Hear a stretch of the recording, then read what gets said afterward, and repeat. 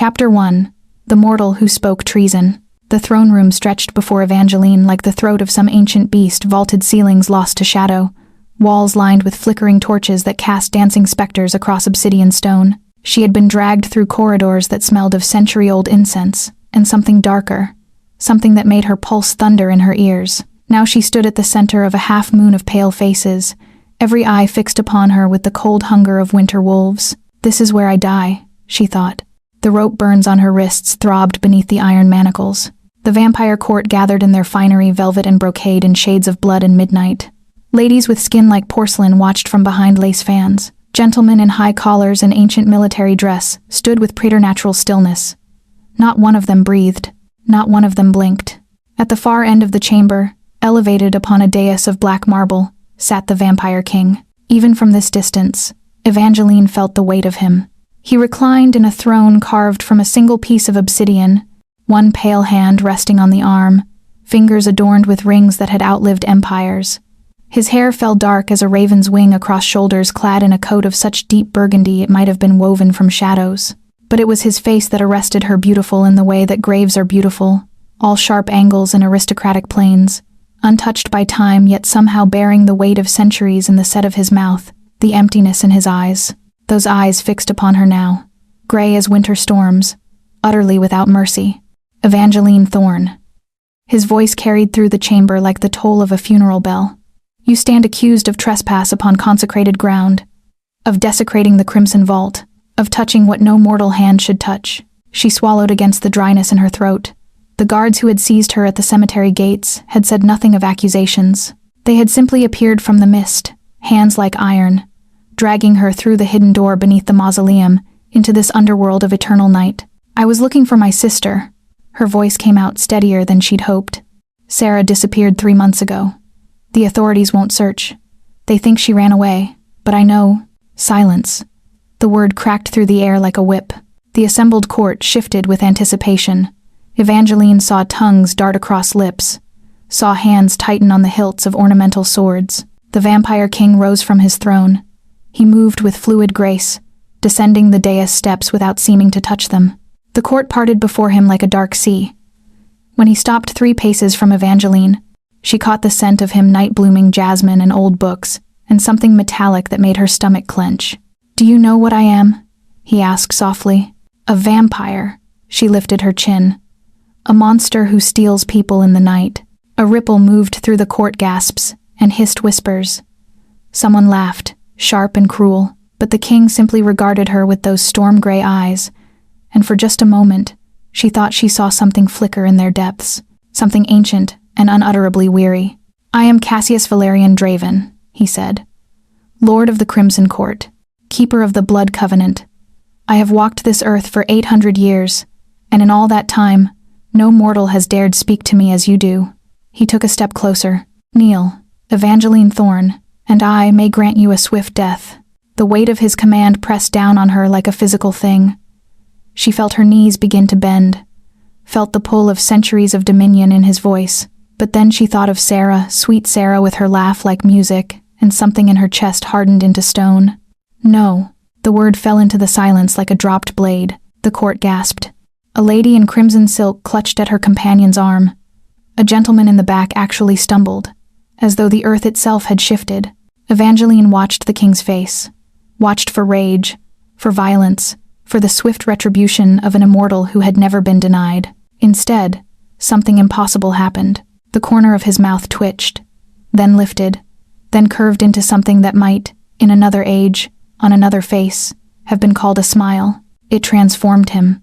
For just an instant, the weight of centuries fell away, and she glimpsed what he must have been before the turning young and vital and achingly human. Then the moment shattered, and the mask of cold authority slammed back into place, but his hand, which had been rising toward her throat, fell slowly to his side. "You refuse me." His voice held something she couldn't name. "You, a mortal girl in chains, refuse the command of the Crimson Court. I refuse to kneel to the creature who took my sister." Her voice shook, but she held his gaze. "Kill me if you must, but I will not bend." The silence stretched. Evangeline could hear her own heartbeat, loud and mortal and so very fragile in this hall of the deathless. She waited for claws. for fangs, for the darkness to take her. Instead, Cassius turned to his court. "Take her to the East Tower," he said quietly. "See that she is fed, clothed, unharmed." He paused, and when he spoke again, his voice carried an edge sharp enough to cut. "And if any among you touches her, I will personally oversee your final dawn." He looked back at Evangeline one last time, and in his eyes she saw hunger but not for blood. "We are not finished, you and I." Then he was gone, vanishing into shadow with the speed of nightmare, leaving her alone with a court that now regarded her not with hunger, but with something far more dangerous. Fascination. Chapter 2. Blood Moon Rising. The East Tower room was not a cell. Evangeline had expected dungeons, stone walls weeping with moisture, chains rusted with the blood of previous prisoners, rats skittering in corners. Instead, she found herself in a chamber that might have graced any Gothic manor house. A 4-poster bed draped in midnight velvet dominated one wall. Tall windows, their glass ancient and rippled, overlooked a garden gone wild with moonlight. A wardrobe of dark wood stood open, revealing gowns in shades of deep burgundy and obsidian. A gilded cage, then. Perhaps more dangerous than iron bars.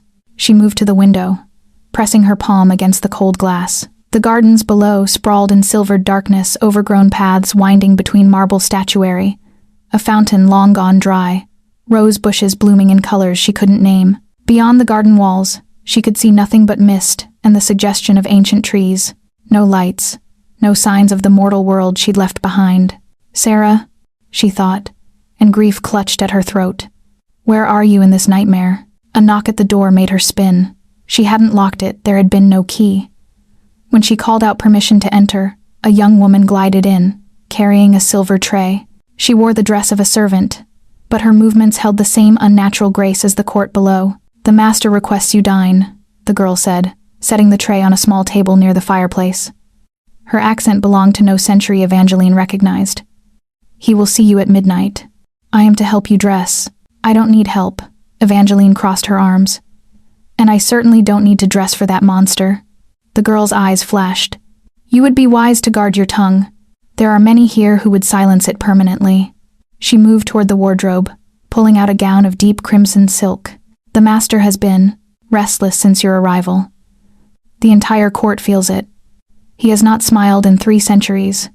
Not since—" She stopped abruptly, as though catching herself on the edge of forbidden words. "Not since what?" "Not since he lost everything that mattered." The girl shook out the gown. "Now eat. You will need your strength." She departed in a whisper of skirts, leaving Evangeline alone with the tray. Despite herself, she was hungry. The food proved real enough, bread still warm, cheese, fruits that tasted of summer. She ate mechanically, watching the moon rise higher beyond her window. When midnight approached, she had dressed herself in the crimson gown, if only because her own clothes had been taken. The silk clung to her frame like blood, the neckline cut low enough to expose her collarbones, the pulse point at her throat. Looking at herself in the tarnished mirror, she barely recognized the pale creature staring back. "I look like one of them," she thought, and the realization chilled her. The same servant girl returned to escort her through the castle's labyrinthine corridors. They descended spiral staircases and crossed halls lined with portraits of pale aristocrats in period dress, every face beautiful, every eye empty. In one portrait, she glimpsed Cassius himself, younger but no less haunting, standing beside a woman with hair like spun gold. The servant led her not back to the throne room, but to a library that stole her breath. Books rose from floor to ceiling on 3 walls, leather spines cracked with age, titles in languages both familiar and arcane. A massive fireplace dominated the 4th wall, flames casting warm light across Persian rugs and leather chairs. At the room's center sat a desk of carved mahogany, and behind it, reading by candlelight, sat the Vampire King. He looked up as she entered. Something flickered across his face, surprise, perhaps, or hunger before the aristocratic mask fell back into place. He rose, setting aside a volume bound in what might have been human skin. "You came." His voice held genuine surprise. "Did I have a choice?" "There is always a choice, Evangeline Thorne." He gestured to a chair opposite his desk. "Please, sit." She remained standing. "Where is my sister?" Cassius studied her for a long moment, candlelight catching in the gray depths of his eyes. "I do not know." "Liar. I have lived for 8 centuries. I have committed atrocities that would turn your blood to ice. I have ruled over this court with absolute power, taken what I wished, destroyed what opposed me. He moved around the desk with that predator's grace. But I have never lied. Then help me find her. The words escaped before she could stop them. You command these creatures. If she's been taken by vampires, not all who disappear fall to our kind. He stopped 3 paces away, the same careful distance as in the throne room, close enough that she could see the inhuman perfection of his features, far enough that she might yet flee. But I will make you an offer. Remain here. Submit to my questioning. If your sister lives, if she walks in the shadow world, I will find her. And what do you want in return? His gaze dropped to her throat, to the pulse beating there like a trapped bird. When he looked back at her face, his eyes had darkened to charcoal. You intrigue me, little mortal. You refused me. You spoke treason in my own court. And for the first time in 300 years, I felt... He paused, as though the words cost him something. I felt something other than emptiness. Evangeline's breath caught. What happened 300 years ago? Pain flashed across his face, raw and ancient. That, he said softly, is a story written in blood and ash, and you are not ready to hear it. He turned toward the window, where moonlight painted him in shades of silver and shadow. When he spoke again, his voice held the weight of centuries. There is a blood moon rising, Evangeline. Can you feel it? The pull in your veins? The call of something older than memory? He looked back at her, and his eyes blazed with sudden intensity. You should not be able to resist my commands. No mortal can, yet you stand before me, defiant as any immortal. He took 1 step closer. Tell me, who were your parents? What bloodline claims you? Before she could answer, the library doors burst open.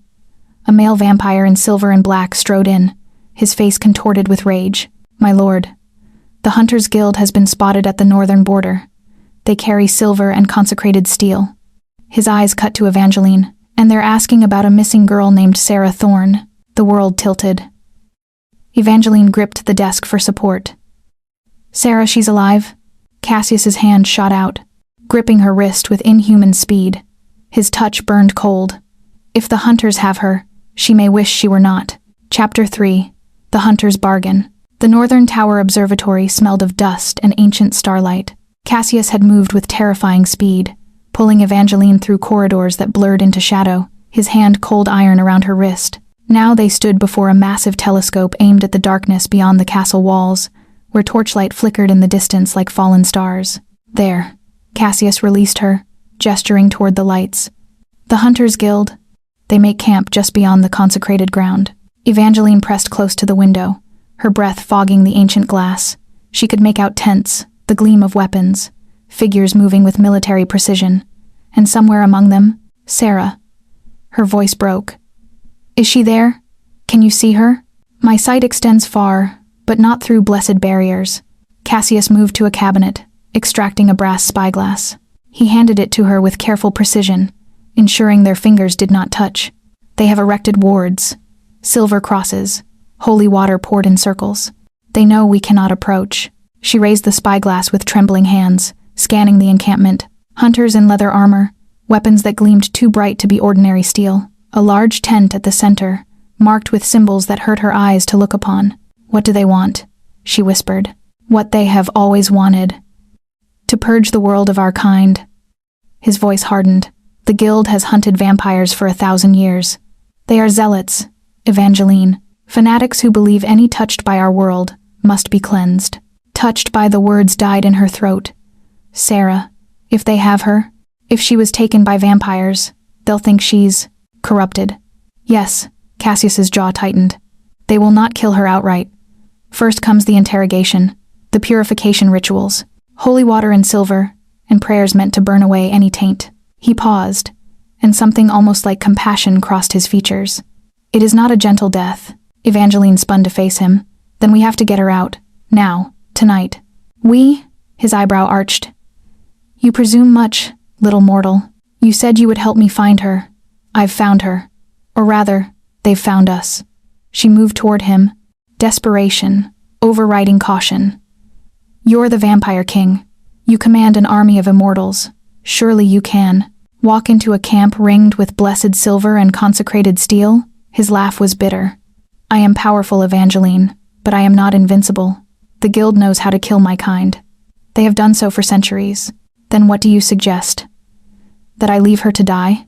I suggest you consider why the guild is here at all." He moved to the window, staring out at the distant lights. The blood moon hung behind him, massive and red as a wound. They do not make camp at random. They do not lay siege to the Crimson Court on a whim. Someone summoned them. Someone told them about Sarah Thorne. The implication hung in the air like poison. "Who?" Evangeline demanded. "Who would—" A knock at the door interrupted her. The male vampire from earlier entered, the one who had brought news of the hunters. Up close, she could see he was younger than Cassius in appearance, with hair like burnished copper and eyes that glittered with amber light. "Forgive the intrusion, my lord." He bowed, but his gaze remained fixed on Evangeline. "The guild has sent an emissary. He carries a white flag and requests parley." Cassius's expression darkened. "With whom?" "With the girl." The vampire's smile was sharp as broken glass. "They want Evangeline Thorne." The room seemed to tilt. Evangeline gripped the window frame, her mind racing. "Why? What do they want with me?" "Perhaps," Cassius said softly, dangerously. "You should ask what your sister told them." The words struck like a physical blow. "Sarah would never. Torture loosens many tongues." He turned to face her fully, and in the blood moon's light, his eyes had gone wholly black. "If they broke her, if they made her speak of you, of your bloodline, of whatever secret runs in your veins that allows you to resist my commands." He stopped, visibly restraining himself. "They will want you very badly indeed." The copper-haired vampire shifted.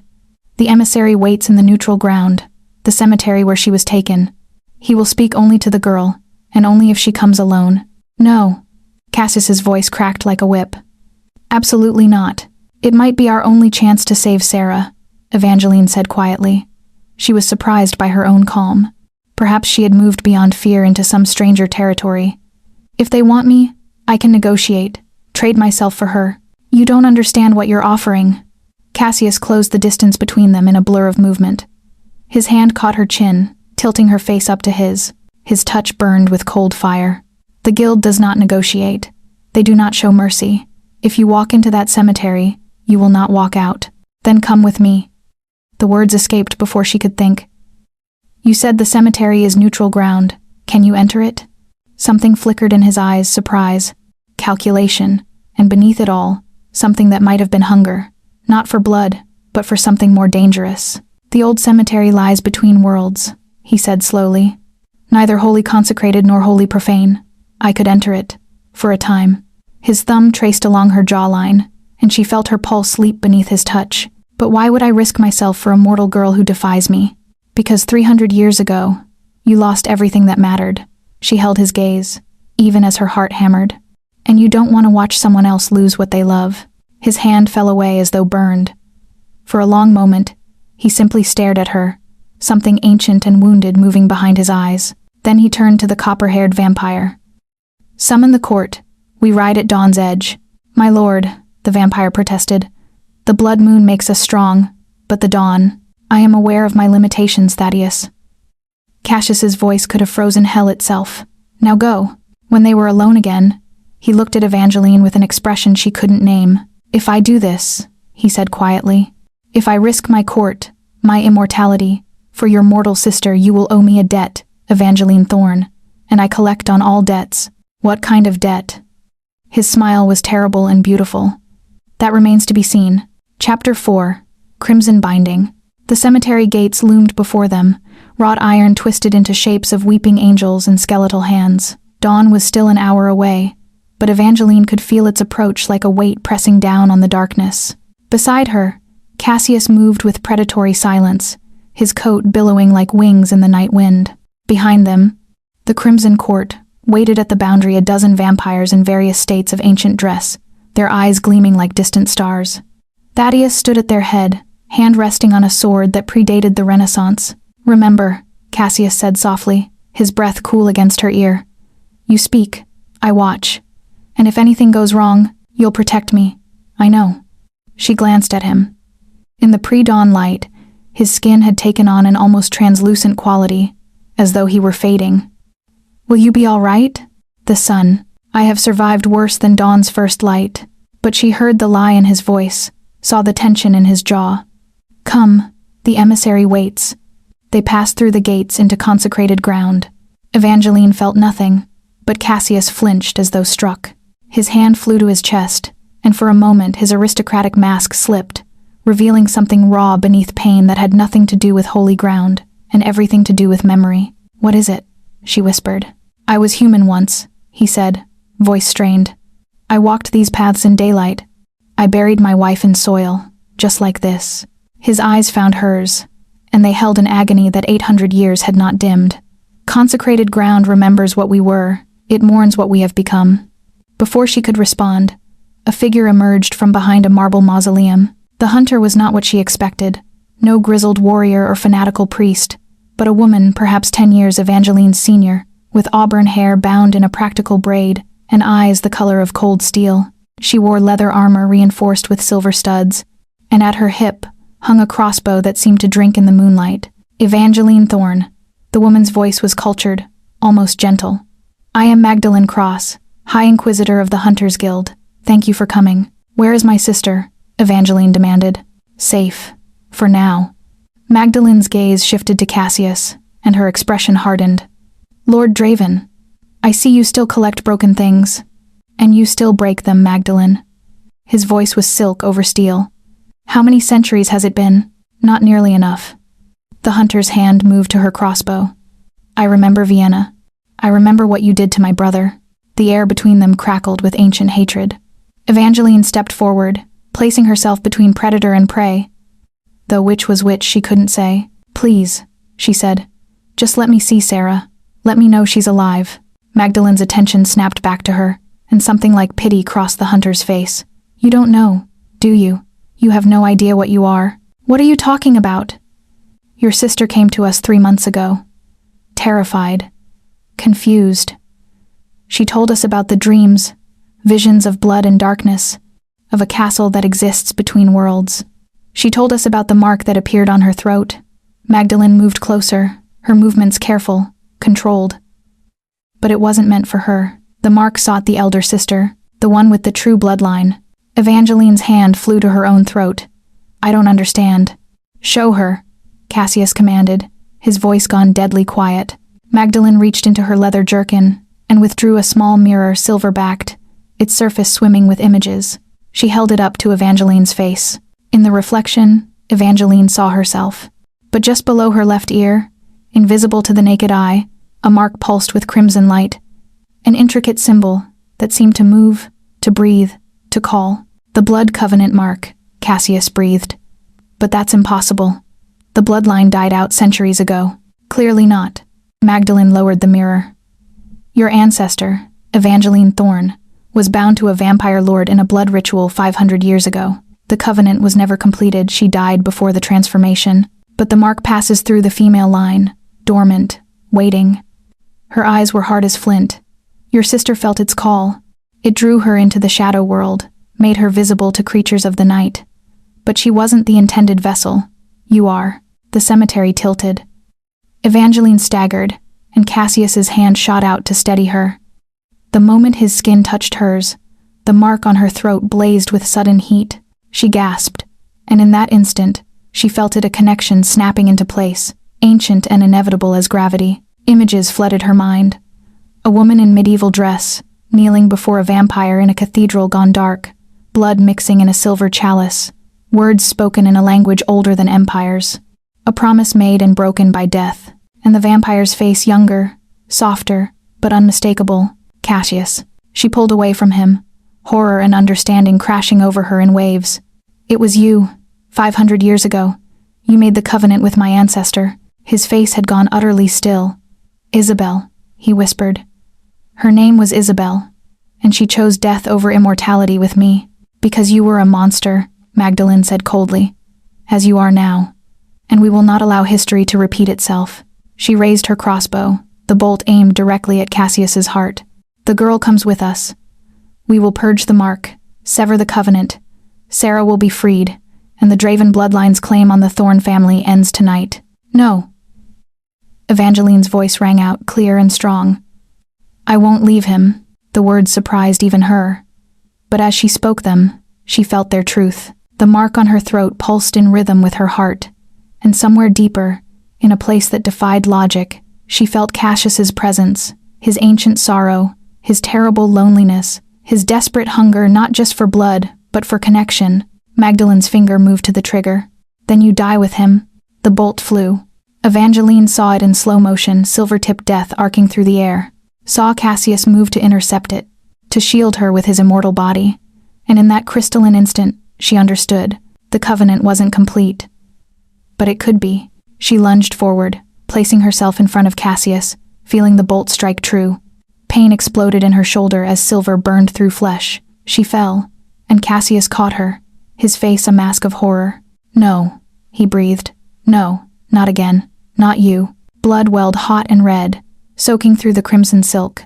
The mark on her throat blazed like a brand, and as darkness closed in, she heard Magdalene's distant scream, felt the rumble of the crimson court charging into the cemetery, felt Cassius's cold lips against her throat. "Forgive me," he whispered.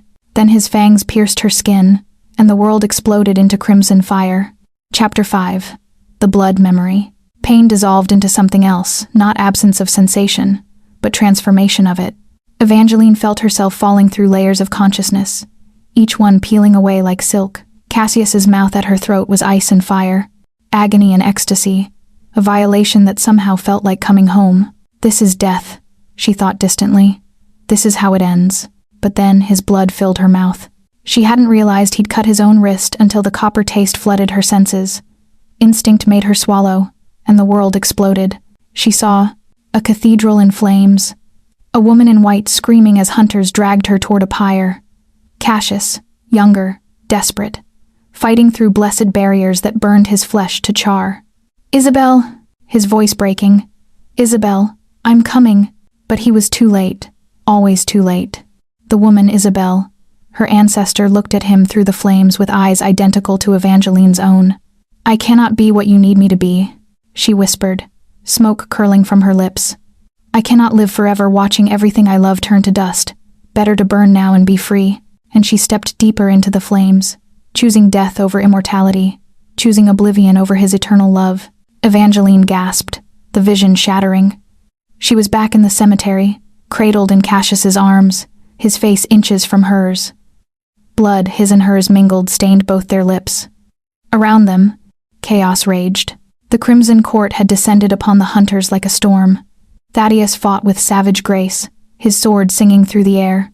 Vampires blurred between gravestones, too fast for mortal eyes. But the hunters were prepared. Silver nets flew. Blessed crossbow bolts found their marks, and holy water arced through the air like liquid starlight. Magdalene stood at the center of it all, her face contorted with rage. "You've damned her. The covenant is sealed." "Not sealed," Cassius growled, his eyes blazing crimson. "But begun. And you will not take her from me again." He rose with Evangeline still in his arms, moving with inhuman speed toward the cemetery gates. The silver bolt still protruded from her shoulder, burning, but the pain felt distant now. Everything felt distant except the connection thrumming between them. His heartbeat that shouldn't exist echoing in her chest, her mortality pulsing in his veins. "Sarah," Evangeline managed through numb lips. "We have to. Your sister is not here." Cassius leaped over a marble tomb, his coat billowing. Magdalene lied. The guild never had her. The betrayal cut deeper than any bolt. Then where? An explosion of consecrated fire erupted behind them. Screams, vampire screams, split the night. Cassius cursed in a language dead for centuries and ran faster, the cemetery blurring around them. They burst through the gates, back onto profane ground, and Cassius stumbled. Dawn was coming. Evangeline could see it in the graying sky, feel it in the way his strength faltered. He made it another 100 yards before his knees buckled. "The castle," he gasped. "We must reach." "You can't." Thaddeus appeared from the shadows, his armor dented, blood not his own splattered across his face. "The sun is too close. You'll never make it." Cassius's arms tightened around Evangeline. "Then I burn." "No." She pushed against his chest, finding strength she shouldn't possess. The covenant mark on her throat pulsed with heat, and she realized she could feel his weakness, his terror of the coming dawn, just as he could feel her pain, her confusion, her desperate need to protect him. "Thaddeus, is there shelter? Anywhere close?" The copper-haired vampire's amber eyes narrowed, The Thorn family mausoleum. 30 yards east. It's yours by blood. He could enter with your permission. Then we go. Now. They stumbled through the overgrown cemetery, Cassius growing weaker with each passing second. By the time they reached the marble structure bearing her family name in Gothic script, he could barely stand. The first rays of true dawn painted the eastern sky in shades of blood and gold. I invite you, Evangeline said, the words coming from some deep instinct. By blood and bone, I invite you into the house of my ancestors. The invisible barrier shattered. Cassius fell forward, and they tumbled together through the mausoleum doors into merciful darkness. Thaddeus slammed the door shut behind them, sealing them in. Silence fell, broken only by their ragged breathing, hers mortal and desperate, his an ancient habit he couldn't quite break. You saved me, Cassius whispered. He was sprawled on the stone floor, his aristocratic beauty rendered vulnerable by exhaustion. Again. Why? Evangeline touched her throat where his fangs had pierced her. The wounds had already closed, but the mark beneath the blood covenant mark now blazed visible even without the mirror. Intricate crimson lines spiraled outward like wings, like chains, like promises written in blood. I saw her, she said softly. Isabel. I saw what happened. What you lost. Pain flashed across his face, raw and devastating. The blood memory, the covenant, allows you to see my past. He closed his eyes. Then you know what I am, what I've done. The monster who couldn't save the woman he loved. I know you've been alone for 500 years. She moved closer, kneeling beside him in the darkness. Around them, marble sarcophagi held the bones of her ancestors, thorns, who had lived and died and turned to dust. I know you smiled when I defied you because no one has treated you like a person in centuries. And I know. Her voice caught. I know my sister is still out there, and you're the only one who can help me find her. Cassius opened his eyes, and they glowed faintly in the tomb's darkness. The covenant is incomplete. You've drunk my blood, but you're not yet turned. You exist in between mortal, but bound to me. You will feel what I feel, dream what I dream, and as long as the bond remains incomplete, he reached up, his cold fingers tracing the mark on her throat. You are mine, and I am yours, neither living nor dead, but something other. How long do we have? Until the next blood moon rises. 7 days. His hand fell away. Then you must choose. Complete the transformation and live forever at my side, or sever the covenant and return to your mortal life. His voice dropped to a whisper. Choose quickly, or the decision will be made for you. The incomplete bond will consume you from within, and if I complete it, if I become like you, then you will never die, never age, never feel the sun's warmth again. He sat up slowly, the movement clearly costing him. You will watch everyone you love turn to dust. You will know eternity's weight, its terrible emptiness. He met her gaze, and his eyes held such ancient sorrow it made her chest ache. You will become what Isabel could not bear to be. Outside, she heard voices, hunters searching, calling her name. But in here, in this tomb that smelled of old stone and older secrets, she felt safe, protected, connected to this impossible creature who had walked the earth for 8 centuries. 7 days, she repeated. Then we find Sarah. We discover who really took her and why. She held out her hand. Do we have a deal, Lord Draven? He stared at her hand for a long moment. Then, slowly, he took it. His skin burned cold, and where their palms met, she felt the covenant mark flare with crimson light. We have a deal, Evangeline Thorn. His smile was terrible and beautiful, though I suspect you will come to regret it. Chapter 6. Daylight Shadows. The mausoleum held 5 sarcophagi, each carved with the faces of thorns long dead. Evangeline traced her fingers over the nearest one, a woman with severe features and eyes that seemed to follow her in the dim light filtering through cracks in the marble. Eleanor Thorn, Cassius said from where he sat against the far wall, his voice a whisper in the darkness. Died 1623. She was accused of witchcraft. They said she consorted with demons. He paused. She consorted with my kind. With me. Evangeline spun to face him. You knew my ancestors. The Thorn women have always walked the line between worlds. His eyes glowed faintly, twin embers in the gloom.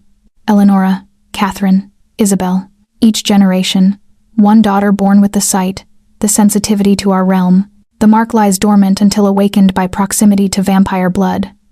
He shifted, wincing. Your sister Sarah must have encountered one of my kind. The mark stirred, called to her, but it was weak, an echo meant for the elder sister. So someone took her because of what she might become? Evangeline moved closer, drawn by the invisible thread connecting them. Through the covenant bond, she could feel his exhaustion, the way daylight pressed against him even here in the darkness like a physical weight. Or because of what you already are. Cassius tilted his head back against the stone, exposing the pale column of his throat. The completed covenant grants immortality, yes, but it also grants power. A bonded pair shares strength, sensation, even thought at the deepest levels. There are those who would kill to possess such a bond, or kill to prevent it. Other vampires?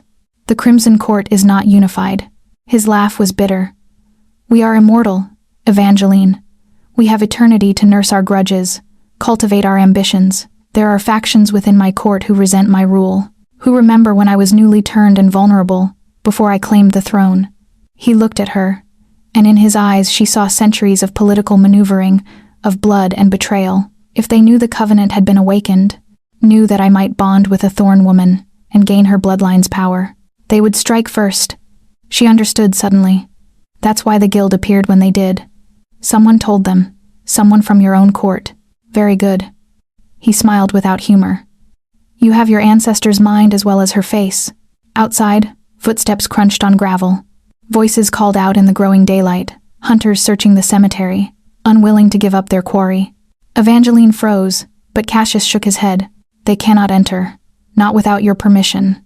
And even then, the thorn blood protects this place. Your family has been burying its dead here for 4 centuries. That much concentrated mortality creates its own sanctity. She moved to sit beside him, her crimson gown pooling around her like blood on stone. This close, she could see the toll daylight took his skin, had gone almost translucent, veins visible beneath like dark rivers. He looked more corpse than man. And yet something in her chest tightened at his vulnerability. Does it hurt? She asked softly. The sun? Like burning from the inside out. He closed his eyes. I was turned at noon. High summer. My maker thought it amusing to damn me in the brightest hour of the brightest day. His hands clenched into fists. I have not seen true sunlight in 800 years. I have forgotten the color of it. The warmth. Through the bond, she felt his longing not just for sunlight, but for everything mortality had offered. The taste of real food, the simple pleasure of warmth, the ability to grow, to change, to end. Why did you accept it? She asked. The turning? Did your maker force you? His eyes opened, and in them she saw such ancient pain it stole her breath. I chose it. For Isabel. His voice dropped to barely a whisper. She was dying. Plague. I was a minor lord. No power to save her through mortal means. So when the creature came to me, offered me eternity and the power to turn another, I took the bargain. But she refused. She was more courageous than I. He turned to look at her fully, and in the darkness, his face held terrible beauty. She saw what I could not, that immortality is not a gift but a curse, that watching the world change around you, while you remain frozen, is a special kind of death. His hand lifted, trembling, to cup her cheek. She chose the pyre, chose ashes and dust over forever, and I, his voice broke.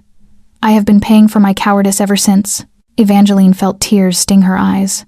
Through the bond, his grief crashed over her in waves, 5 centuries of it, undiminished, as fresh as the day Isabel burned. She understood now why he had smiled when she defied him, why he had protected her from his court, why he looked at her with such desperate hunger.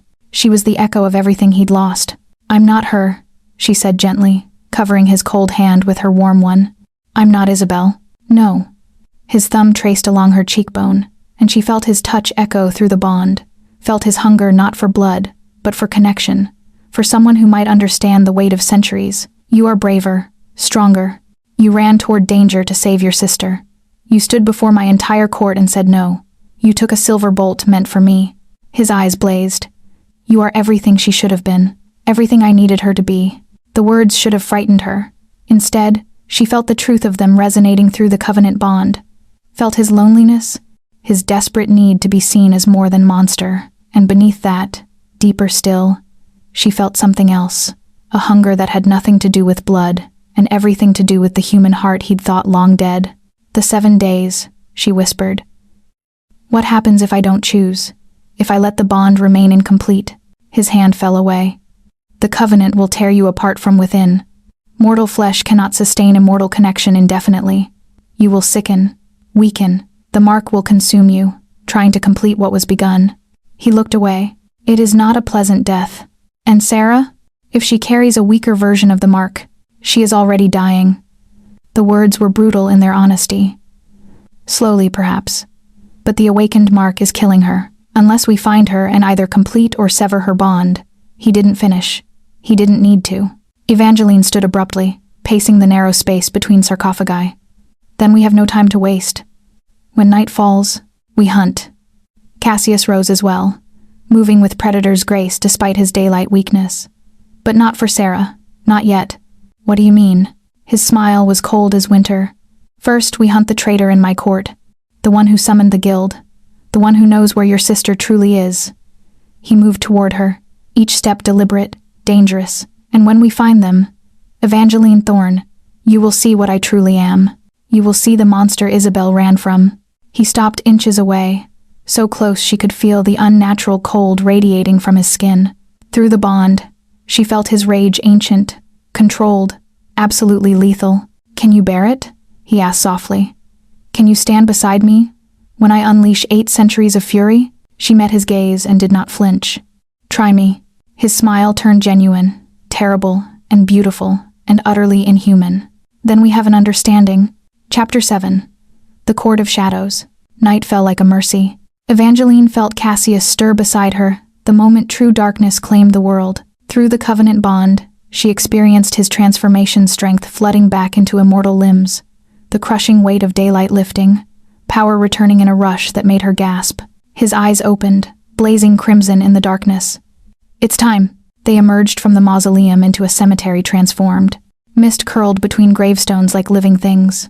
The moon hung swollen and pale, casting everything in shades of silver and shadow. And waiting at the gates, silent as statues, stood the crimson court. Thaddeus stepped forward, his copper hair gleaming in the moonlight. My lord. The hunters withdrew at dawn. They left no dead behind, but we captured one of their scouts. His amber eyes flicked to Evangeline. He has been persuaded to speak. And? Cassius's voice was silk over steel. He confirms Magdalene Cross lied. The guild never had the sister, but they were paid to create the distraction. Thaddeus's expression darkened. Paid in ancient coin, vampire gold. The implications hung heavy in the air. Evangeline felt rage pulse through the covenant bond, Cassius's fury like ice in her veins. Summon the court, he commanded. Every member. No exceptions. We convene in the Hall of Judgment. The Hall of Judgment was not the throne room where Evangeline had first been brought. This chamber lay deeper in the castle's heart, carved from living rock and lit by torches that burned with cold blue flame. 7 chairs ringed a central pit, and in that pit, Evangeline tried not to look at the bones. The crimson court assembled in silence. She recognized faces from that first night, the lady in crimson silk, now wearing black velvet, the gentleman in military dress, his medals tarnished with age. Others she hadn't seen before, a young man who looked barely 18, though his eyes held centuries. A woman with silver hair piled high, her fingers adorned with rings that had adorned Egyptian queens. Cassius stood at the pit's edge, and when he spoke, his voice carried the weight of 800 years of absolute authority. One among you has betrayed this court. One has conspired with our enemies, hired the guild to create chaos, and in doing so, endangered everything we have built. His gaze swept the assembled vampires. Confess now, and your end will be swift. Silence. Then the lady in black velvet laughed high and brittle as breaking glass. You speak of betrayal, my lord? You, who would bind yourself to a mortal girl? Who would resurrect the covenant that brought our kind nothing but ruin 5 centuries ago? Cassius moved faster than sight. One moment he stood at the pit's edge. The next he had the woman by the throat, lifting her off her feet. Speak plainly, Lucretia. What do you know of the Thorn girl's sister? Through the bond, Evangeline felt his control fracturing, felt the monster he kept leashed straining against its chains. She stepped forward instinctively, her hand finding his arm. The touch grounded him. She felt it through the covenant, her mortality, her warmth, her humanity flowing into him, tempering his rage. His grip on Lucretia loosened slightly. I know nothing of the sister, Lucretia gasped, her porcelain face flushing with blood, someone else's blood, recently fed. But I know why she was taken. Why the mark was awakened. Her eyes, dark as midnight, fixed on Evangeline. Tell me, little mortal. Has he explained what the completed covenant truly means? Enough, Cassius growled. No. Evangeline's voice rang clear. Let her speak. Lucretia's smile was cruel. The blood covenant doesn't just grant immortality, girl. It grants power. When a vampire bonds with a thorn woman, they inherit the bloodline's gift, the ability to walk in daylight without burning, to cross consecrated ground without pain, to be truly immortal, not merely deathless. She laughed again. Did you think he wanted you for love? He wants what every vampire has craved for 5 centuries: freedom from our curse. The words struck like physical blows. Evangeline looked at Cassius, searching his face for denial. But his expression had gone utterly blank, the aristocratic mask slamming into place. Is it true? She whispered. Yes. The word fell like a stone into still water. The completed covenant would allow me to walk in daylight again, to enter churches, to be free of the limitations that have bound me for 8 centuries. He released Lucretia, who stumbled back, and turned to face Evangeline fully. But that is not why I want you. Then why? Her voice shook. Why go through all this? Why risk your court, your power, everything? Because when I look at you, I feel something other than emptiness. The words burst from him like a dam breaking. Because you defy me and I want to laugh. Because you bleed and I want to save you, not drain you. Because for the first time in 500 years, I want something more than mere existence. He moved toward her, and in his eyes she saw desperation, hunger, and beneath it all something that might have been love or might have been madness. I don't care about the daylight. I care about you. How touching, a voice said from the shadows. Everyone spun. From a doorway Evangeline hadn't noticed, a figure emerged, tall, elegant, with hair like midnight and eyes that burned with amber fire. The newcomer wore robes of deep purple, and power radiated from him like heat from a forge. Cassius went rigid. Marius. Hello, old friend. The vampire's smile revealed fangs. I see you found yourself another thorn. How delightfully predictable. He gestured, and 2 more vampires entered, dragging a figure between them. Sarah. Evangeline's scream caught in her throat. Her sister hung limp between her captors, her blonde hair matted with blood, her skin pale as death. But she was breathing. Still breathing. Let her go, Evangeline demanded, moving forward. Cassius's hand shot out, stopping her. Marius was my maker, he said quietly, his voice absolutely controlled. The one who turned me 8 centuries ago. The one who offered me immortality to save Isabel. And you squandered it. Marius moved closer, circling them like a shark. You let the girl burn rather than complete the covenant. You denied me the daywalker I was promised. His eyes blazed. But blood calls to blood. The mark persists through generations, so I simply waited. He stopped before Sarah, running a finger down her pale cheek. I awakened the mark in the younger sister. Let her suffer. Let her cry out through dreams and visions until the elder sister came searching. His smile widened. And here you are, right where I wanted you. You're insane, Evangeline breathed. I'm patient. Marius's hand moved to Sarah's throat, where a mark identical to Evangeline's burned crimson. Your sister is dying, as you will soon. The incomplete covenant consumes from within. But I can save her. Save you both. His fangs gleamed. Complete the covenant with me instead of Cassius. Become my bonded mate. Give me the daylight I was denied 5 centuries ago. He tilted Sarah's head, exposing her throat. Or watch your sister die slowly while you turn to ash. The covenant mark on Evangeline's throat blazed with sudden heat. Through the bond, she felt Cassius's rage, his horror, his absolute refusal to let Marius have her. But she also felt his weakness. Marius was his maker, held power over him by blood and ancient law. You have until tomorrow's blood moon, Marius said pleasantly. Choose me, and your sister lives. Choose him. He looked at Cassius with contempt. And I will ensure you both suffer as Isabel suffered, burning and never quite dying. Then he was gone, vanishing with Sarah into shadow, leaving only his laughter echoing through the hall of judgment. Evangeline's knees gave out. Cassius caught her, pulling her against his chest, and through the covenant bond she felt everything, his fury, his fear, his desperate need to protect her warring with his maker's power over him. We'll get her back, he whispered against her hair. I swear it. But they both knew the truth. Time was running out. Chapter 8. Blood Moon Ascending. The castle trembled. Evangeline felt it through the stone beneath her feet, through the covenant bond that connected her to Cassius, through the mark on her throat that pulsed with increasing urgency. The blood moon was rising, and with it, the incomplete covenant was consuming her from within. "You're burning up." Cassius's hand pressed against her forehead as they stood in his private chambers, a room she hadn't seen before, all dark wood and crimson velvet, books stacked on every surface. "The fever is accelerating. Marius's awakening of your sister's mark destabilized yours as well." "How long?" Her voice came out hoarse. The room spun, and she gripped the edge of his desk for support. "Hours. Perhaps less." His jaw clenched. "The blood moon amplifies the covenant's power. It will either complete the transformation or tear you apart."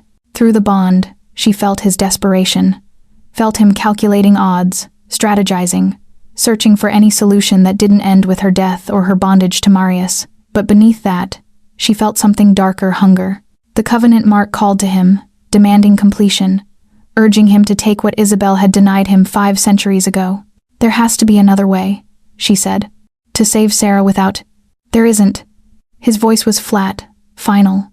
"Marius is my maker. By vampire law, I cannot raise my hand against him, cannot even defy his commands directly." He turned away, moving to the window where the blood moon hung massive and crimson in the sky. He knew this, knew I would be powerless to stop him. "Then we break the law." He laughed, bitter and broken. "You don't understand what you're asking. The Maker's bond is absolute. If I try to harm him, my own body will rebel. I will become paralyzed, helpless, while he destroys everything I—" He stopped, his shoulders rigid. "Everything I care about." Evangeline pushed away from the desk, crossing the room on unsteady legs. The fever made everything feel distant, dreamlike. Or perhaps that was the covenant itself, pulling her toward transformation, toward eternity. She placed her hand on Cassius's back, feeling him flinch at her touch. "Then I'll kill him myself." He spun to face her, his eyes blazing. "You're mortal. Dying. You couldn't defeat a newly turned fledgling, let alone an ancient, who has walked the earth for a millennium. Not alone." She held his gaze. "But if you gave me your strength, if we deepened the bond—" "No." The word cracked like a whip. "Absolutely not." "Why?" She moved closer, feeling the heat radiating from the mark on her throat. Through the bond, she felt his control fracturing, felt his hunger rising like a tide. "You want to complete the covenant. I can feel it. Every moment we're together, the pull gets stronger, because completing it with me would trap you." He gripped her shoulders, his fingers digging in with inhuman strength. "Don't you understand? The bond is eternal, unbreakable. You would be mine for all of time, unable to leave, unable to die, unable to escape, even if you came to hate me." His voice dropped to a whisper. Isabel understood that. She chose the pyre rather than eternal imprisonment. "I'm not Isabel." Evangeline reached up, covering his hands with hers. "And I'm not choosing imprisonment. I'm choosing to save my sister, to fight beside you, to—" The words caught in her throat. Through the bond, she felt his emotions, his desperate longing, his terror of losing her, his certainty that he would ruin her as he ruined everything he touched. "I'm choosing you. You don't know what you're saying." But his grip gentled, his thumbs tracing circles on her shoulders. "The fever is making you delirious. Then let me be delirious." She swayed closer, and he caught her, pulling her against his chest. His heart didn't beat, couldn't beat, but through the covenant bond she felt something deeper. His soul, if such things existed for the damned, ancient and wounded and desperate for connection. Show me what happens if we deepen the bond. Evangeline, please." She tilted her head back, exposing her throat where the mark blazed crimson. "I'm dying anyway. At least let me die fighting." For a long moment, he simply stared at her, his eyes swirling with crimson and gray. Then, slowly, he lifted her and carried her to the massive bed, draped in blood-red velvet. He laid her down with infinite care, as though she were made of glass. "If we do this," he said, his voice rough, "there's no going back. The bond will deepen. You'll gain some of my strength, my speed, my senses, but you'll also feel everything I feel. Know everything I know. See every atrocity I've committed across 8 centuries. He knelt beside the bed, his face level with hers. "Can you bear that? Can you look at me knowing the monster I truly am?" Through the bond, she felt his fear, not of her rejection, but of her acceptance. He was terrified she would see him completely and choose him anyway, terrified he would damn another thorn woman to eternity at his side. "I already see you," she whispered. "I've seen you since the moment you smiled." Something in his expression cracked. He leaned down, his lips brushing her forehead with impossible tenderness. "Then forgive me." His fangs pierced her throat. The pain was exquisite, ice and fire and electricity all at once. Evangeline gasped, her hands flying to his shoulders, but she didn't push him away. Through the covenant bond, she felt what he felt, the taste of her blood, warm and alive and singing with power, the rush of her mortality flooding his immortal veins, the connection between them blazing white-hot, searing away the distance, the hesitation, the centuries of loneliness. Then he pulled back, blood staining his lips, and bit his own wrist. "Drink," he commanded, pressing the wound to her mouth. She drank. His blood was nothing like before, not just copper and power, but memory and emotion, and 800 years of existence pouring into her consciousness. She saw Marius turning him in a cathedral at noon, laughing as sunlight burned his newly turned flesh. You wanted power to save her? Then suffer for it. Cassius fighting his way through the Hunters' Guild to reach Isabel, arriving just as the flames consumed her. Her final words, "I'm sorry. I cannot be your eternity." Centuries alone in this castle, ruling a court that feared him, surrounded by immortals who could never understand the weight of forever. And then her Evangeline refusing to kneel, speaking treason, making him feel something other than emptiness for the first time in 300 years. The visions shattered, and she was back in his chambers, gasping, her body convulsing with power. The fever was gone. In its place, strength flooded her veins, immortal strength, vampire strength, enough to move faster than human eyes could follow, to hear heartbeats from rooms away, to see every detail of the darkness as clearly as day. She sat up, and Cassius caught her hands. Easy. The power is overwhelming at first, but she barely heard him, because through the deepened bond, she could feel everything he felt, his relief that she'd survived, his terror of what came next, his hunger not just for blood, but for her, for connection, for someone who might understand the terrible beauty and crushing loneliness of eternity. "I can feel you," she whispered. "Everything you are, everything you've been." "I know." His voice was raw. "And I can feel you, your courage, your determination, your love for your sister." He pulled her closer, his forehead resting against hers. "Your terrifying willingness to sacrifice everything for those you love."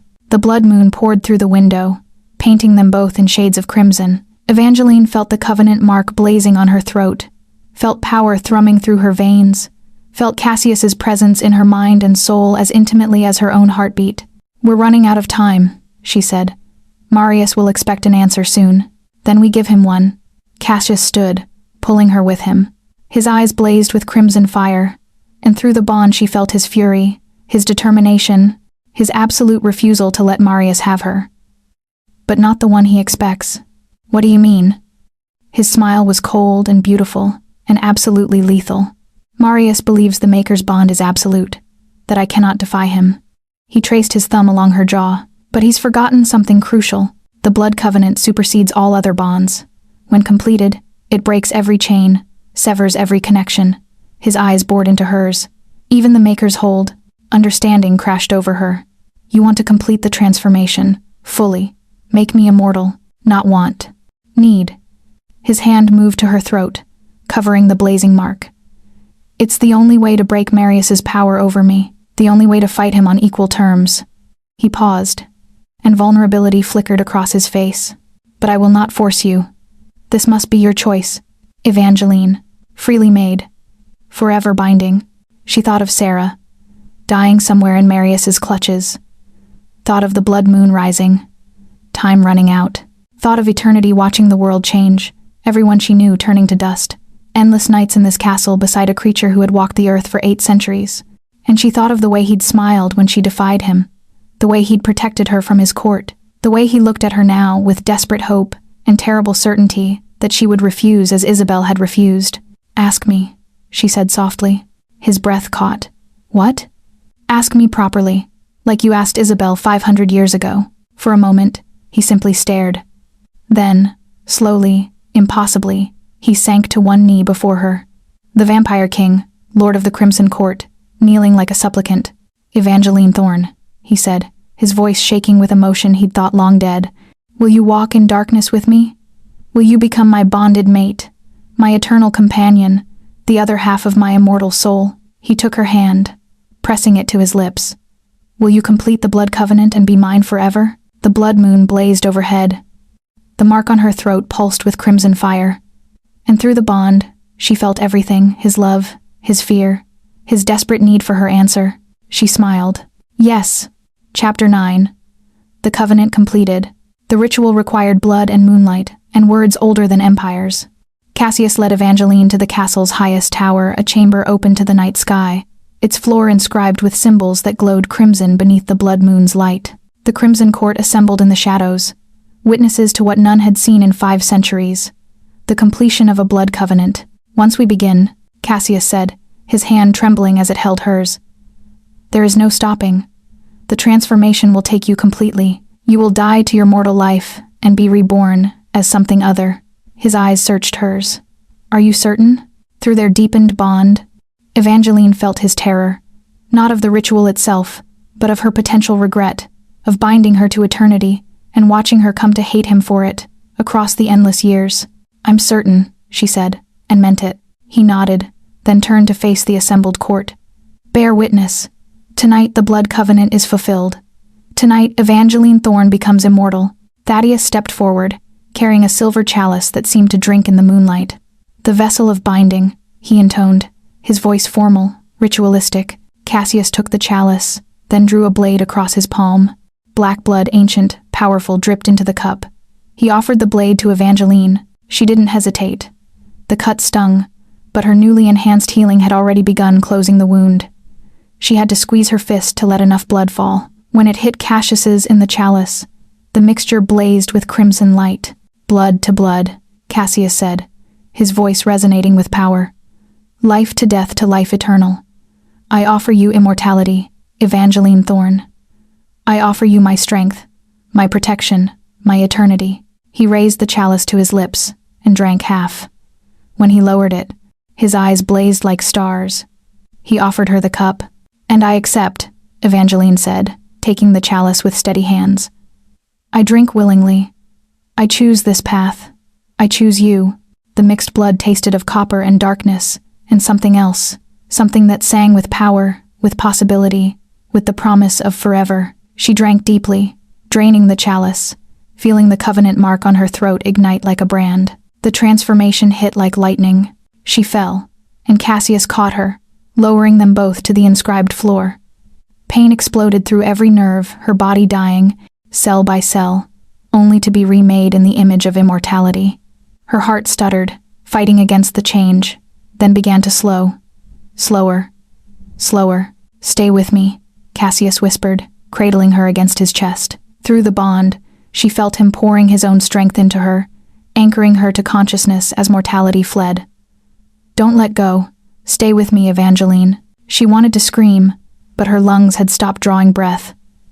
Her heart gave one final beat, then fell silent. For an instant, she hung, suspended in darkness, neither living nor dead, caught between worlds. Then power rushed in to fill the void. Her senses exploded. She could hear every heartbeat in the city beyond the castle walls, smell blood on the wind from miles away, see individual dust motes dancing in moonlight. The world had transformed into something vivid and terrible and beautiful beyond imagining. Her heart remained silent, but she didn't need it. Immortality sang in her veins. She opened her eyes, and the world was painted in shades of crimson and shadow. Cassius's face hovered above hers, his expression caught between joy and anguish. Welcome to eternity, he whispered. Through their bond no longer incomplete but blazing, absolute, unbreakable, she felt everything. His relief, his love, his certainty that he had damned her, and beneath it all, something new, freedom. The Maker's bond that had chained him to Marius for 8 centuries had shattered the moment the covenant completed. He was free. They were free. Evangeline sat up, testing her new body. Everything felt different, lighter, stronger, more. She could feel power thrumming through her veins, feel the night embracing her like a lover, and when she looked at her hands, they glowed faintly in the moonlight, as though lit from within. The Thorne bloodline gift, Cassius breathed, staring at her with wonder. It's manifesting. What gift? In answer, he pulled her to her feet and led her to the tower's edge, where the blood moon hung massive in the sky. "Look," he commanded. She looked and gasped. The moon wasn't just red. It was alive with symbols, with ancient text written in a language she shouldn't understand but somehow did. Warnings, prophecies, histories written in blood and starlight. "The Thorn women see what others cannot," Cassius explained. "The threads of fate, the bonds between souls, the truth beneath illusion." His hand found hers, and where their skin touched, light blazed. "And now, bonded to me, you can walk in daylight without burning, cross consecrated ground without pain. You are the first true daywalker in 1,000 years." The implications staggered her, but before she could respond, pain lanced through the bond, not hers, but someone else's. Someone connected to her through blood and memory and love. "Sarah, I can feel her," Evangeline gasped, gripping Cassius's arm. "Through the covenant, through our shared bloodline, I can feel where Marius is holding her." "Where?" His voice was steel. She closed her eyes, following the thread of connection. Through her new senses, she saw a cathedral. Abandoned, defiled, its altar stained with old blood. Sarah chained before it, the incomplete mark on her throat blazing as it consumed her from within. Marius standing over her, his smile cruel. "Your sister has made her choice. Soon, you will join her in transformation, or in death." Evangeline's eyes snapped open. "The Cathedral of St. Lazarus, 3 miles north. He's going to complete her transformation at midnight, to create his own daywalker." Cassius's expression hardened. "To replace what I denied him 5 centuries ago. Not if we stop him first." Evangeline felt power surging through her veins, immortal strength, vampire speed, and something more. Something that came from the Thorn bloodline, from centuries of women who walked between worlds. "You said the covenant broke the Maker's bond. Can you fight him now?" "Yes." His smile was terrible and beautiful. "I am free of his chains, free to destroy him." He turned to the assembled court. "We march on the cathedral. Now, any who stand with me, come. Any who would side with Marius." His eyes blazed crimson. "I will personally ensure you greet the dawn." No one moved to leave. Thaddeus stepped forward, drawing his ancient sword. "The Crimson Court stands with you, my lord. To the final death." The others echoed his pledge, drawing weapons, preparing for war. But Lucretia, the lady in black velvet, moved closer to Evangeline. "You are not what I expected," she said quietly. "When you complete the transformation, when you stood in moonlight blazing with the thorn gift, you looked like a goddess, like something holy." Her expression was unreadable. "Perhaps Cassius chose better than I thought." Before Evangeline could respond, Cassius pulled her toward the tower stairs. "We have less than an hour before midnight. If Marius completes Sarah's transformation, he won't." Evangeline's voice came out different now, layered with power, with certainty, with something ancient that had awakened in her blood. "I won't let him take her as he took Isabel from you."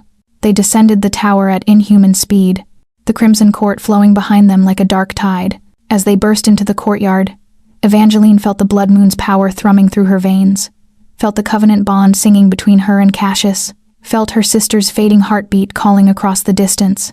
"Sarah," she whispered. "Hold on. I'm coming." Cassius's hand found hers as they ran toward the stables where nightmare steeds waited, horses touched by vampire blood, able to run faster than mortal mounts could dream. "Together," he said. And through their bond she felt his determination, his love, his absolute refusal to lose anyone else he cared for. "Together," she agreed. They mounted and rode into the night, the Crimson Court thundering behind them, racing the moon toward the Cathedral of St. Lazarus, where Marius waited with her sister and 800 years of vengeance in his heart. The final battle had begun. Chapter 10. Cathedral of Blood. The Cathedral of St. Lazarus rose from the mist like a broken tooth, its spires crumbled, its stained glass shattered, its holy purpose long abandoned. Evangeline felt wrongness radiating from it even before they dismounted. Through her new senses, she could smell old blood, hear whispered prayers corrupted into curses, see the shadow threads of dark magic woven through the very stones. "He's desecrated it completely," Cassius said, his voice tight with rage. "Turned a place of sanctuary into a temple of damnation." The Crimson Court spread out around them, 30 vampires moving with predatory grace through the overgrown cemetery surrounding the cathedral. Thaddeus positioned archers on the walls. Lucretia and others took strategic points. They were preparing for war. but Evangeline's attention fixed on the cathedral doors, massive oak reinforced with iron, hanging open like a mouth waiting to swallow them whole. "I can feel her," she whispered. Through the bond with Sarah, through their shared thorn blood, she felt her sister's agony. The incomplete mark was killing her, burning her from within. Minutes remained, perhaps less. "We have to go now. It's a trap." Cassius gripped her arm. "Marius wants us to rush in blindly. He'll have prepared." "I don't care." Evangeline pulled free, feeling power surge through her immortal body. "She's my sister. I won't let her die because we were cautious." She ran. Vampire speed carried her across the cemetery in a blur, up the cathedral steps, through the doors into darkness that her new eyes pierced easily. Behind her, she heard Cassius curse and follow, the Crimson Court surging after them. The cathedral's interior was a nightmare made manifest. The pews had been torn out and arranged in a circle around the defiled altar. On that altar, chained with silver that burned her flesh, lay Sarah. Her sister's skin had gone translucent, veins visible beneath like black rivers. The mark on her throat blazed crimson, consuming her with each passing second. And standing over her, smiling with ancient malice, stood Marius. "Right on time," he said pleasantly. "I do so appreciate punctuality." Evangeline's fangs descended an instinct she didn't know she possessed. "Let her go." "Or what?" Marius gestured, and figures emerged from the shadows. Vampires, dozens of them, more than the Crimson Court had brought. "You'll fight me? You, a fledgling not even an hour old?" His amber eyes gleamed. "Even bonded to Cassius, even blessed with the thorn gift, you are no match for a millennium of power." Cassius moved to stand beside Evangeline, his presence solid and reassuring through their bond. "The Maker's bond is broken, Marius. You have no hold over me now." "No, but I have something better." Marius's hand moved to Sarah's throat, his claws extending. "I have leverage. Surrender to me, Cassius. Bend knee and accept your place as my subordinate. Or I complete her transformation, bond her to me instead, and use her thorn blood to create my own daywalker." Through their bond, Evangeline felt Cassius calculating odds, searching for strategy. But she didn't need strategy. She had something else.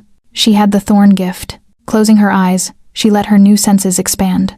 The cathedral's shadows became visible threads, connections between souls made manifest. She saw the bonds between Marius and his followers, chains of blood and fear and dominance. Saw the incomplete covenant mark burning in Sarah's throat. Saw the ancient magic Marius had woven through the cathedral itself, turning it into a trap designed to drain power from any who opposed him. And she saw something else. Something Marius had forgotten in his millennium of existence. The thorn bloodline didn't just see bonds, it could break them. "You made a mistake," Evangeline said, opening eyes that now blazed with silver light. "You awakened Sarah's mark to lure me here. You created a connection between us through blood and covenant." She smiled, feeling power sing in her veins. "But you can't control what you don't understand." She reached out, not with hands, but with the gift that ran in thorn blood for 5 centuries, reached through the incomplete bond connecting her to Sarah, and pulled. The mark on Sarah's throat flared, then shattered. Sarah gasped, her eyes flying open, color flooding back into her skin. The incomplete covenant, the poisonous connection Marius had forced upon her, dissolved like mist before sunlight. Marius stumbled back, shock breaking his aristocratic mask. "That's impossible. The mark cannot be broken." "By vampires, no." Evangeline moved forward, power flowing through her with each step. "But I'm not just a vampire, am I? I'm a thorn, a bloodline that walks between worlds, a line of women who see what you cannot." She reached the altar, her hand closing around the silver chains binding her sister. They burned, but she didn't care. "And I say my sister is free." The silver shattered. Sarah collapsed into Evangeline's arms, weak but alive, the mark on her throat fading to a scar. Through their bond, Evangeline felt Cassius's wonder, his pride, his love blazing like a star. But Marius's shock twisted into rage. "You dare?" His voice shook the cathedral stones. "You dare defy me? Destroy what I have built?" Power exploded from him, 1,000 years of accumulated strength, of blood drunk, of lives taken. His followers surged forward, fangs bared, ready to tear the Crimson Court apart. But Cassius stepped into his path. "This ends tonight, Marius." His voice was cold as winter, final as death. "You turned me 8 centuries ago, bound me to your will. used me as your weapon, but the covenant has freed me. I am no longer your creation." His eyes blaze crimson. "I am Evangeline's bonded mate, Lord of the Crimson Court, and I will not let you harm what is mine. Then die like the lovesick fool you are." Marius moved with speed that should have been impossible, his claws aimed at Cassius's heart. But Evangeline was faster. The thorn gift showed her everything, every thread of power connecting Marius to the cathedral's dark magic, every bond he'd forged with his followers, every weakness in his ancient armor. She saw how to unmake him. Her hand shot out, not touching Marius but touching the threads themselves. And she pulled. The bonds shattered. Marius screamed as 800 years of stolen power ripped away from him, as the connections to his followers dissolved, as the cathedral's dark magic turned against its creator. He staggered, suddenly vulnerable, suddenly mortal in all but name. Cassius didn't hesitate. His hand plunged through Marius's chest, closing around the heart that had beaten for a millennium. "For Isabel," he said softly. "For every life you destroyed. For 8 centuries of bondage." He looked at Evangeline. And through their bond, she felt his gratitude, his love, his joy at finally being free. "For my future with the woman who chose me." He tore Marius's heart free. The ancient vampire crumbled to ash, his scream echoing through the cathedral one final time before silence fell. His followers, released from his dominance, fled into the night or knelt in surrender. The dark magic woven through the stones unraveled, and the cathedral seemed to breathe again, as though released from a terrible curse. Evangeline sank to her knees, still cradling Sarah, exhaustion crashing over her. Using the thorn gift had drained her more than she'd expected, but through her bond with Cassius, strength flowed back, his immortal power sustaining her, anchoring her. He knelt beside them, one hand on Evangeline's shoulder, the other touching Sarah's forehead gently. "She'll survive. The mark is broken cleanly.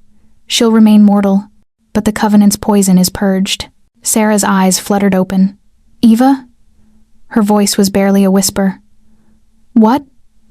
What happened to you? You're so cold. And your eyes.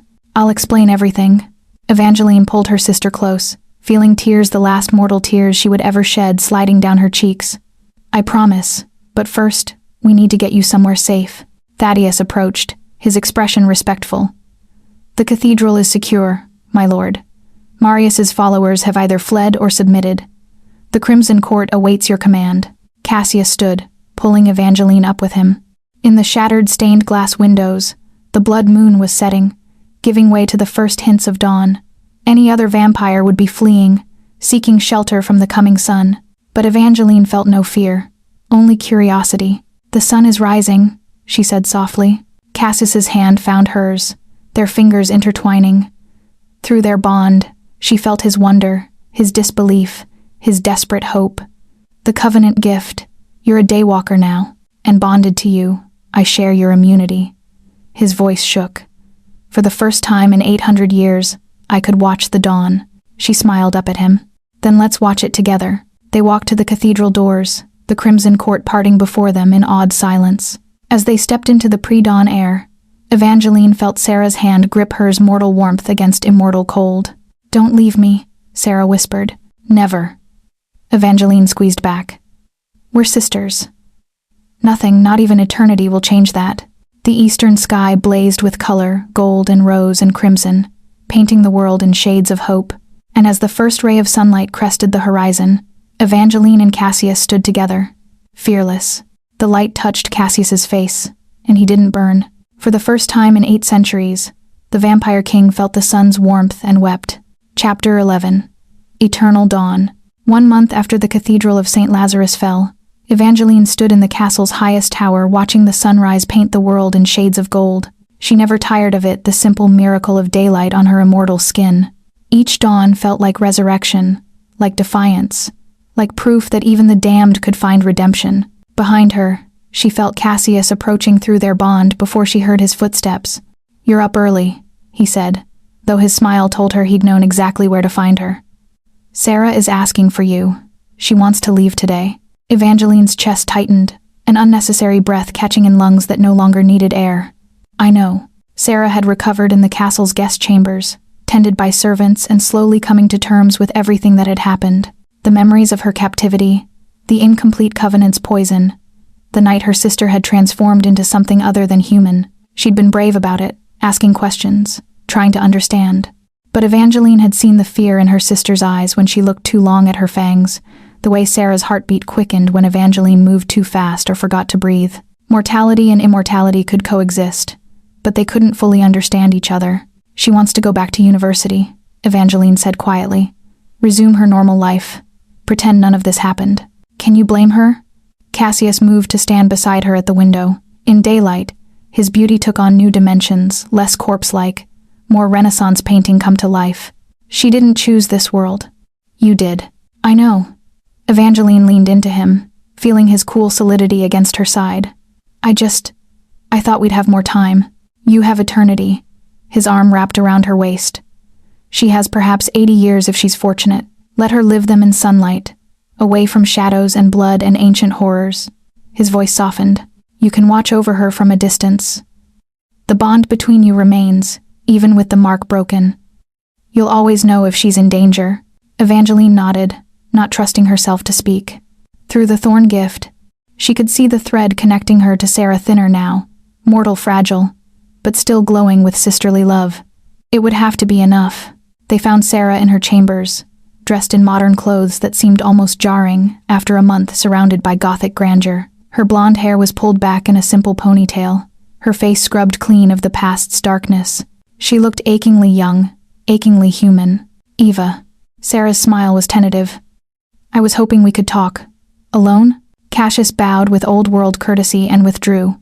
When the door closed, the sisters stood in awkward silence. Finally, Sarah spoke. Are you happy? The question caught Evangeline off guard. What? With him. With this. Sarah gestured vaguely at the castle. At Evangeline herself. With immortality.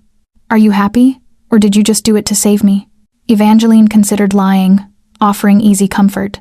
But Sarah deserved truth. Both, she said finally. I chose transformation to save you, yes. But I also chose it for him, for the way he makes me feel seen, valued, challenged. For 800 years, he's been alone, and now, she paused, searching for words. Now he has me, and I have him, forever. Forever is a long time, Sarah whispered. Yes. Evangeline moved closer, taking her sister's warm hands in her cold ones. Long enough to watch you live your life. Get married, maybe. Have children. Grow old. Her voice cracked. Long enough to watch you die. Tears spilled down Sarah's cheeks. I'm sorry. I'm sorry I was weak, that I let Marius use me as bait, that you had to. Stop. Evangeline pulled her sister into a fierce embrace. You survived. That's all that matters. You survived, and now you get to live. Really live, Sarah. Not in shadows, not running from monsters, but in the full sunlight of a mortal life. She pulled back, framing Sarah's face with her hands. Promise me you'll live. Promise you won't waste a single moment. I promise. Sarah's smile was watery but genuine. Will I see you again? Always. Evangeline touched her forehead to her sister's. I'll watch over you, and when you need me, truly need me, I'll be there. The thorn blood connects us across any distance. They held each other for a long moment, mortal warmth and immortal cold entwined. Then Sarah pulled away, wiping her eyes. I should go. The carriage is waiting. Evangeline walked her sister to the castle gates where Thaddeus had arranged transportation back to the mortal world. As Sarah's carriage disappeared into the morning mist, Evangeline felt a piece of her mortal life vanishing with it. Cassius appeared beside her, his hand finding hers. It never gets easier, he said quietly. Watching mortals leave, knowing their time is finite while ours stretches endlessly. How do you bear it? By remembering that their brevity gives them beauty. He turned her to face him, his gray eyes serious. And by finding someone willing to walk through eternity at my side. His thumb traced along her jaw. Someone who chose immortality, not from fear of death, but from courage to live. Evangeline leaned into his touch. I love you, she said, the words coming easily now. I don't know if Isabel ever said it, but I love you. Not because the covenant binds us, but because you're worthy of love, even after 8 centuries, even knowing what you've done. His expression cracked, revealing the wounded soul beneath. I don't deserve. You don't get to decide what you deserve. She kissed him, tasting night-blooming jasmine and ancient longing. I decide. And I choose you, every night, every dawn, forever. When they broke apart, she saw tears, actual tears, tracking down his perfect face. "I thought I was incapable of this," he whispered. "Of feeling, of wanting something beyond mere existence. But you," his voice broke, "you make me want to be better than what I am, to build something beautiful in this eternal darkness. Then let's build it together." She took his hand, turning back toward the castle where the Crimson Court waited. A court, not of fear, but of choice. A kingdom where immortals and mortals can coexist. A legacy that lasts beyond even our eternity. They walked through the castle gates hand in hand as the sun climbed higher, painting the ancient stones in shades of gold. Behind them, the Crimson Court knelt not in submission, but in acknowledgement. Their king had found his queen. Their lord had found his equal. That evening, as twilight painted the sky in shades of blood and shadow, Evangeline stood before the assembled court, wearing a gown of crimson and black. Cassius placed a crown upon her head, delicate silver worked into the shape of thorns and roses, a symbol of the bloodline that had changed everything. "I present to you," Cassius announced, his voice resonating with power and pride, "Evangeline Thorndraven, Daywalker, covenant-bonded, Queen of the Crimson Court." The court rose as one, their voices echoing through the throne room.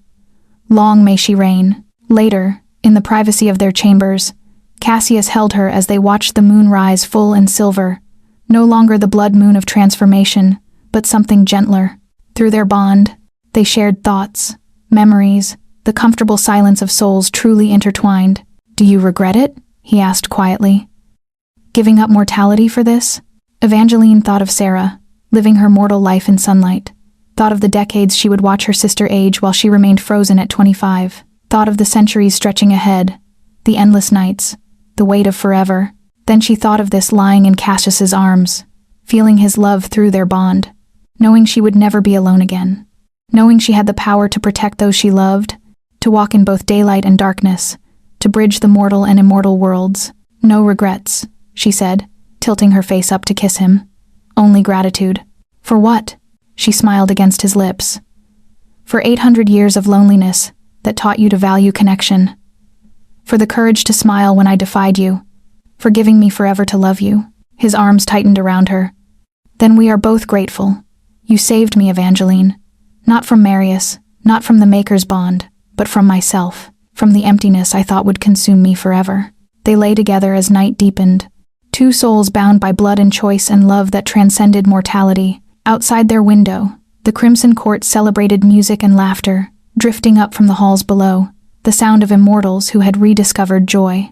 And in the east, dawn waited as it would wait every morning for the rest of eternity. But Evangeline no longer feared it. She had walked through fire and blood and transformation. She had chosen darkness and found light. She had become something impossible, a thorn woman who completed the covenant, a mortal who embraced immortality, a queen who ruled beside a king who had learned to love again. "Forever," she whispered into the darkness. "Forever," Cassius echoed, his lips against her throat where the covenant mark blazed eternal. And in that moment, immortality felt not like a curse, but like a promise. The end.